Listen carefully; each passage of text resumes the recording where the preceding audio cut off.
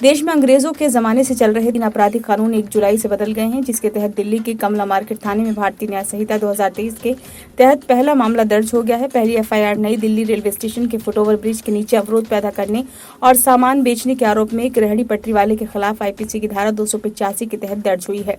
Delhi police के special CP छाया शर्मा ने बताया है कि पुराने मामलों को आईपीसी के तहत निपटाया जाएगा।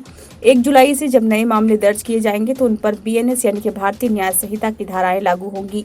सभी को इन धाराओं का पालन करना होगा। अब नए मामलों को भारतीय न्याय संहिता, भारतीय नागरिक सुरक्षा संहिता की धाराओं के तहत निपटाया जाएगा।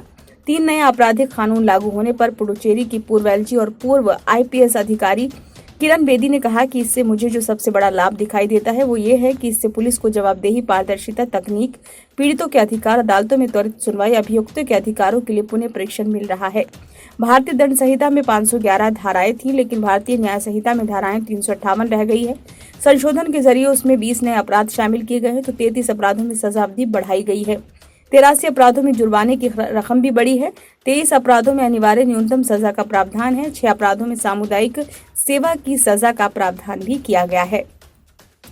भारतीय न्याय संहिता, भारतीय नागरिक सुरक्षा संहिता और भारतीय साक्ष्य अधिनियम को 12 दिसंबर 2023 को केंद्र सरकार ने लोकसभा में 3 संशोधित आपराधिक विधेयकों को पेश किया था। इन विधेयकों को लोकसभा ने 20 दिसंबर 2023 को और राज्यसभा ने 21 दिसंबर 2023 को मंजूरी दी।